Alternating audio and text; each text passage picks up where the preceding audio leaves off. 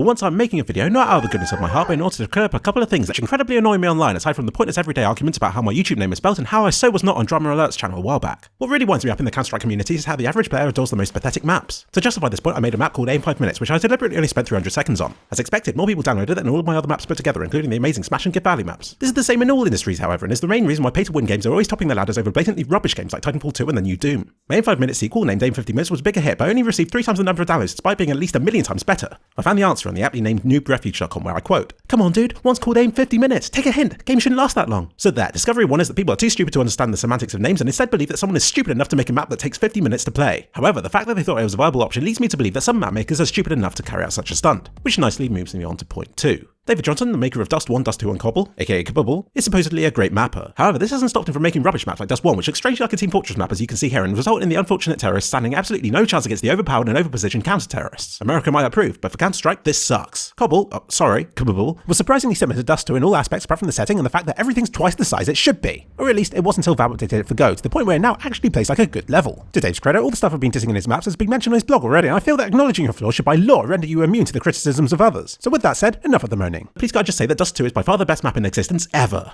Bombs at A is a pinnacle of human achievement, short area is a work of art, and midsection allows for skilled players, like me, to seriously hurt the other team within 2 seconds of the round starting. If I was to remake it, I would replace long A with something a little more terrorist friendly, and would probably get rid of the hole in the wall in Bullseye B and replace it with another entrance from tunnels, hence making a B rush far less suicidal. With those improvements, as well as the ability to customize the face of my player, I believe that I would brick up my door, make videos twice a month to pay for my electricity and internet connection, as well as a month's supply of Weetabix and apple cider. I would sit naked in a darkened room playing Dust 2 for 18 hours a day, taunting each victim with a close-up of my player's customized face.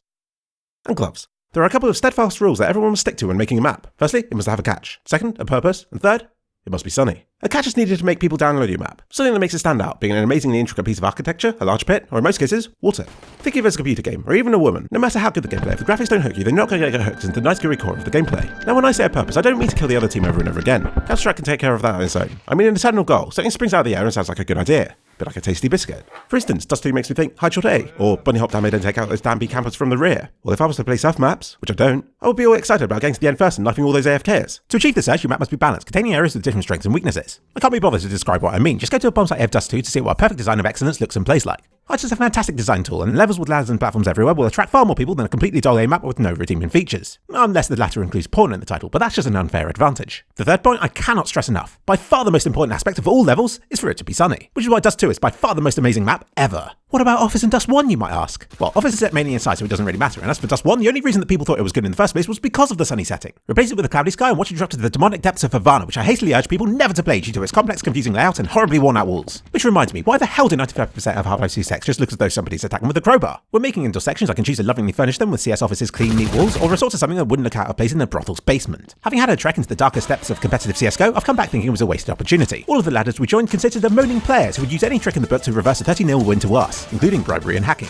Of course, my adept knowledge of all the rules led us to repeatedly pounding them to the top of all the ladders, wondering what all the fuss was about. It's like climbing a mountain, only to realise that you've got a horrible, boring and relentless journey down the other side to come. In Counter-Strike's case, all the teams we utterly owned in matchmaking always cried that we were nothing because we weren't playing on ESEA. For the first time in my life, I succumbed to peer pressure and signed up to this massive league, and for the first time in my life, I completely 100% regretted doing something. In short, ESEA contains thousands of players, all believing that eternal glory awaits them if they reach the top of the ladder. Of course, they eventually regret wasting thousands of hours of their lives that they could have spent doing something useful, such as juggling or solitaire, once they realise that there's no golden chalice at the top and that soon the next 14-year-old clown will knock them off the top, mocking them all the way. They attempt to balance the karma in their pathetic little lives by telling every other player in the universe that beats them that they are nothing in life unless they're in ESEA, and so begins this horrific pyramid scheme all over again. Because of this, I considered making DE maps completely useless because the only people who ever play them will be the idiots in competitive ladders or those who like to play offline against bots. The former favour abysmal maps like Season or Mirage, which both include shoddily tacked on sewer pits, which were added when the maker suddenly realised that the map design was way too simple, and those offline owners may be the nicest people on earth, but they won't be able to give me any feedback on my map, classifying them as useless. In short, I'm urging any of you who are interested in competitive games to think twice, because it's not the be-all and end-all, and you don't want to be classed in the same group as those who think that Season and Mirage are the only good maps because they solely play them to rank boost. Oh, and please stop belittling players who beat you in matches. The number of times I've been accused of being a sad loner in life with no girlfriend almost surpasses the number of girlfriends I've had. So my advice is to shut up, because you're playing the same game and you don't know the backgrounds of everyone you're playing against. Any assumptions you make about their personal lives are just as applicable to yourself. You don't play CSGO then accuse better players of having no lives. Nor would you go to a juggling convention to call them losers just because they can't play the guitar as well as you can. However, unlike that comparison, in CSGO you're not going to be anally assaulted by dozens of muscly Jason Garfields, meaning that cyber insults are for the weak and cowardly. I think that just about covers everything that might be on Counter-Strike. For the most part, it's a great experience when you get to meet random people online and play with them. In a good way.